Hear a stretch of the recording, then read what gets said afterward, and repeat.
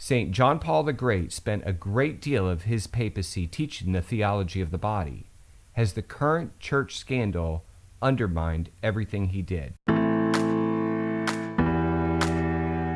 In the not-so-distant past, as the sexual revolution was underway, the church responded with Humanae Vitae and then with the theology of the body.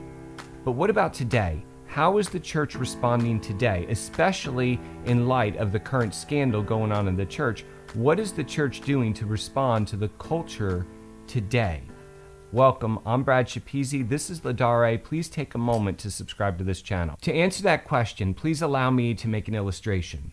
I love my favorite football team. I've been a fan my entire life. Almost everything I did in my life was geared to the next game, whether it was next Sunday or next season. I built an amazing man cave. It had 4 different screens. I spent all my time studying stats. On game day, I would grill out. I'd invite all my friends over.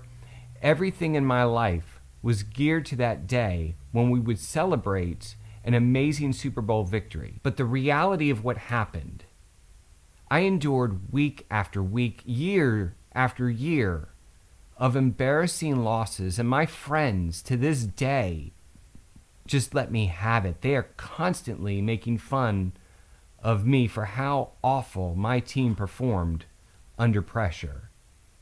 And through all these heartbreaking losses, I began to notice patterns.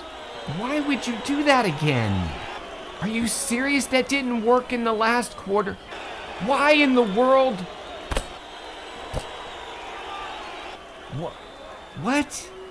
And I could not understand, because I don't have any football experience at all. I'm just a guy who sits on the couch, right? An amateur. How come I can see these patterns? You know, Bill Belichick can see these patterns. How come the coaching staff could not see these patterns? If my roof were leaking, I would do an investigation to find out what the problem was, and I would make an effort to fix it.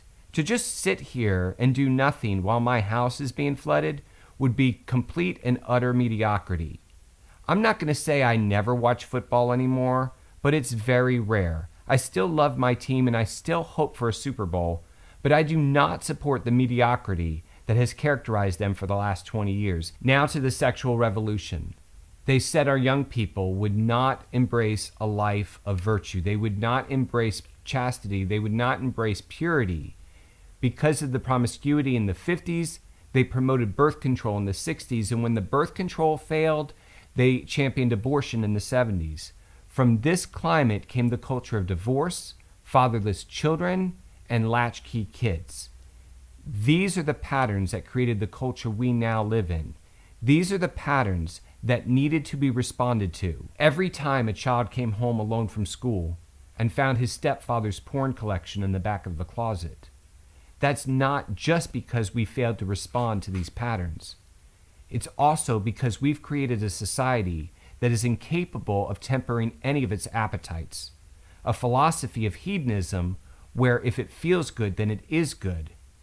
And a culture where virtue is just too difficult for normal people. We've created a society of mediocrity. In this time of scandal, is the church really leading society?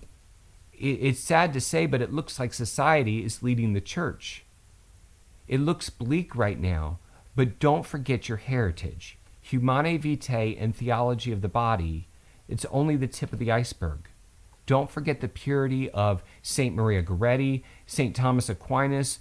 Look up the angelic warfare confraternity. I really need to do a video on that. And of course, don't forget the purity of our Blessed Mother. We have the Feast of the Immaculate Conception coming up. This is our heritage, a heritage of purity. God created us for this time. He called us to be saints in this time. And we will respond to these patterns of mediocrity. Is the Catholic Church out of touch? Are her teachings old-fashioned? We discussed those topics in this video here. Click to watch that, and I will see you over in that video. Thank you for watching. God bless.